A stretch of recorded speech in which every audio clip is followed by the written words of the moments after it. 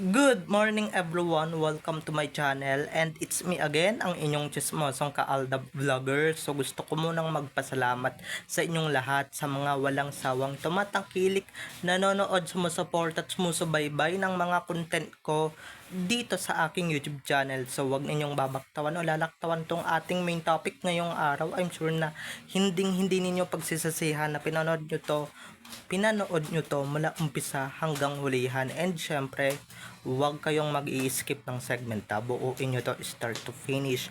Kaya ito na, dumako na tayo sa ating main topic for today's video. Talaga ba? Talaga ba wala kang asawa? Wala kang anak? At hindi ka nagsisinungaling? Talaga ba? Gusto mo ikanta namin lahat ng nalalaman namin tungkol sa inyo? Ikaw, Alden, na pagka may mga interviews, ganyan yung mga sinasagot mo. So, ito na guys, watch this. Mamaya ipapaliwanag ko sa inyo ng buong buo.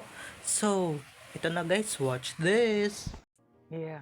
But I'm not hiding anything. You're single? I am Okay. very. So the line forms to the left. Everybody?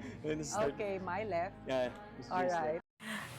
At kung nakita nyo na nga yung recaps, once again, si TTO sa mga admins, dumako na tayo sa ating main topic for today's video.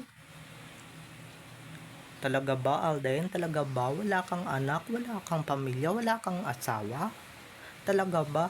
Baka gusto mong kantahin namin yung nasa hit list mo. 'Di ba? Yung mga nasa playlist mo na talagang may asawa at anak ka na. 'Di ba? Lalo ka lang talagang nagpapaasa sa mga girlets na alam niyo na, mga haliparot, mga makaharot, 'di ba? Pinapaasa mo lang sila, 'di ba? Tapos may mga parating kang projects para saan, 'di ba? Ganyan naman lagi guys ang interview niya ni Alden. So masanay na tayo. Yung single, yung hindi married, yung walang asawa, hindi naging sila ni Maine, 'di ba? Wala silang anak.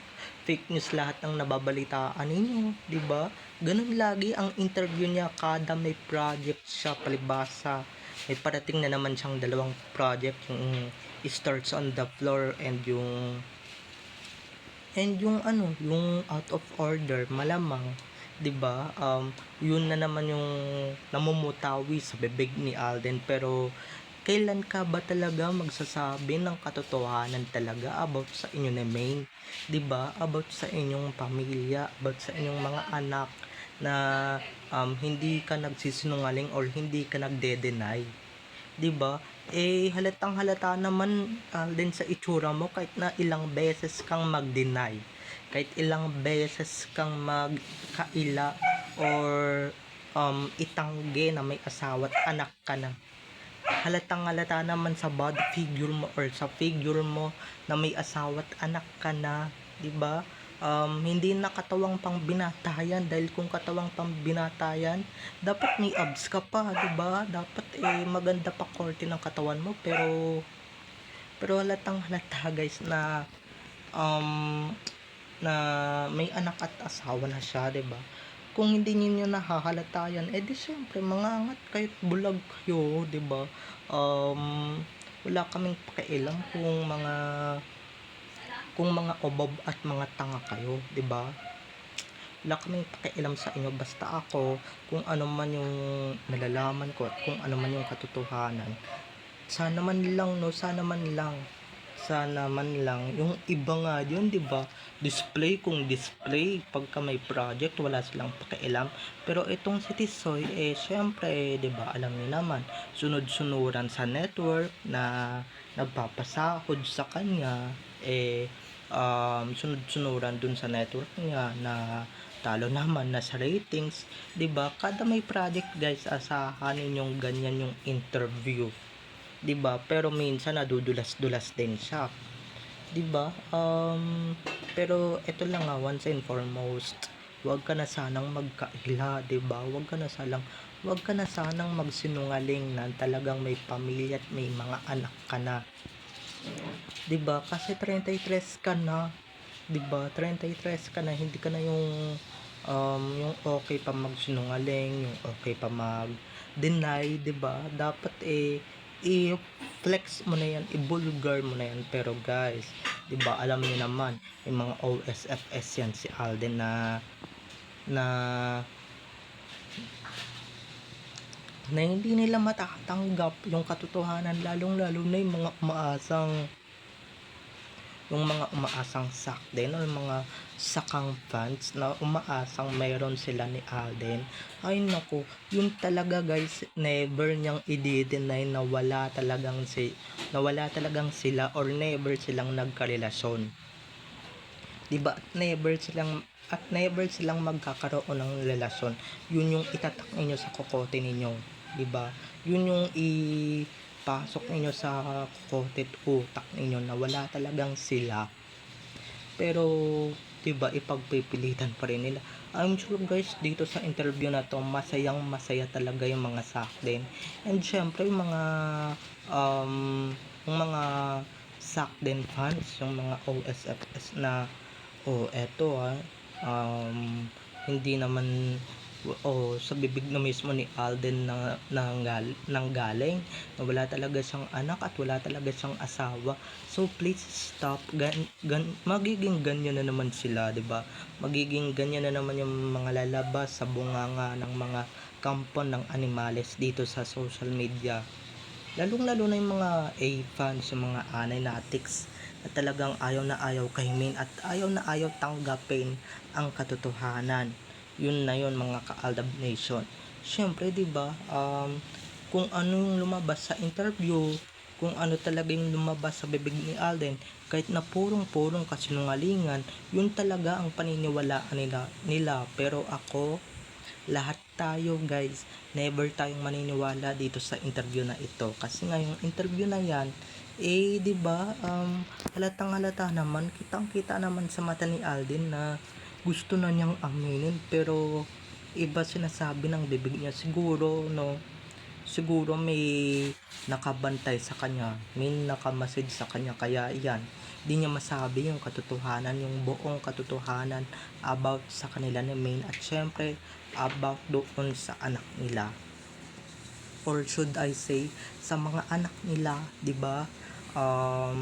Pero darating din yan, may i-reveal din si Alden very very soon pag natapos na lahat ng commitments niya, lahat ng mga pananagutan niya sa kanyang network, lahat ng mga tungkulin niya, 'di ba?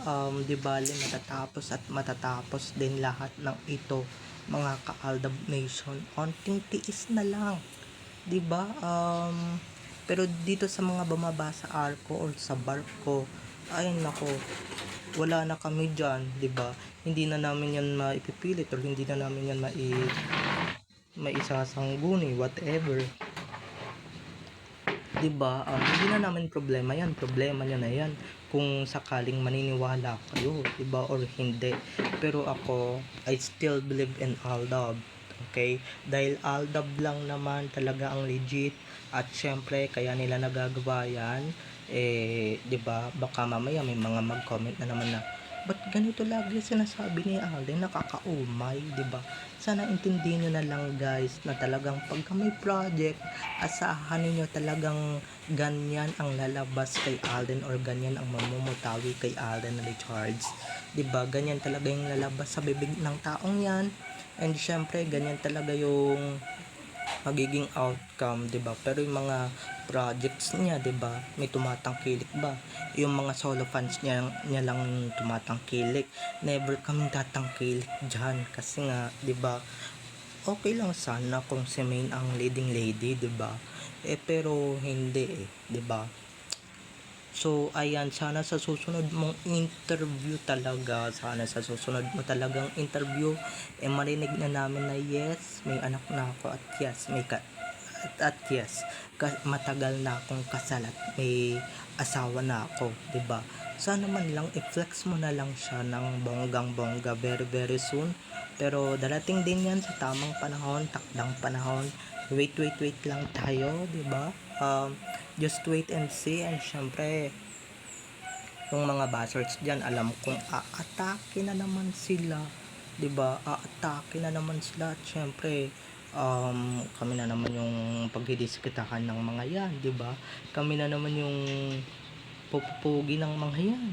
Lalong-lalo na kaming mga vloggers na kung ano-ano yung sinasabi, di ba? Kami gumagawa kami ng fake news, ganyan na naman yung lalabas sa mga bibig nila. Pero hindi talaga. Sila talaga number one, numero unong gumagawa ng fake news at false news, di ba? Syempre pinapaniwalaan ninyo yung interview na yan di ba?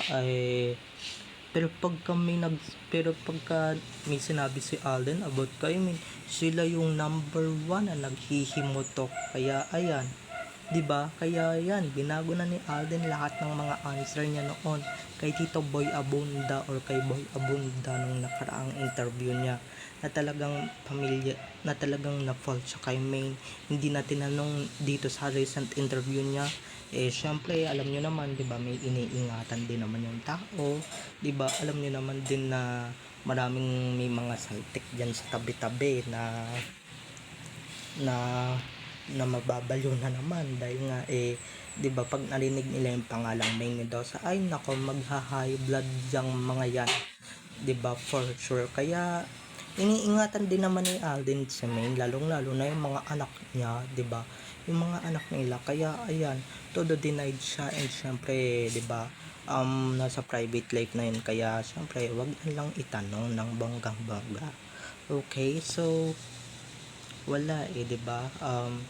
Nandiyan siya sa harap ng camera, so kailangan niya mag-pretend. Pero guys, kitang-kita naman talaga sa mata ni Tisoy, kitang-kita sa mata ni Alden na ayaw niya nang i-deny yung pamilyang siya mismo ang gumawa. Siya mismo yung nagtayo, siya mismo yung nag-build ng pamilya niya. Wala tayong magagawa nandyan siya sa showbiz, nandyan siya sa showbiz, and syempre nandyan siya sa kanumihan ng showbiz. So alam niyo na mga ka-ADN, ha? Pero yung iba dito, syempre hindi naman din makakaintindi ba't ginagawa ni Alden yun. Yung iba dito masasaktan, pero wala kaming pakialam sa inyo kahit na masaktan pa kayo, di ba? Hindi naman valid reason yan, guys. Wala namang valid reason para masaktan ng bonggang-bongga, di ba? Kayo lang mismo gumagawa ng mga rason para masaktan kayo ng bonggang-bongga, di ba? Para kayo din naman talaga gumagawa yan 'di ba? Nagpapaniwala kayo sa mga interview, sa mga nakikita ninyo sa social media, sa ibang submed, 'di ba? Kung dineded man nyo lang yan, ay naku, hindi sasakit puso ninyo, hindi sasakit yung ulo ninyo kaka-isip. Basta dito lang kayo sa amin maniwala, just tuning in to our YouTube channels, okay? So babay na mga ka-ADN, I love you all, have a nice day, keep safe and God bless. Don't forget to subscribe to my YouTube channel, and syempre huwag inyong kalimutan na i-click ang notification bell para sa ganon ma-notified kayo sa mga susunod ko pang i-upload na mga videos tungkol kina Maine at Alden, and syempre tungkol sa kanilang mga buhay-buhay inside or outside man yan sa showbiz. Babay na mga ka-ADN, enjoy watching everyone, bye bye.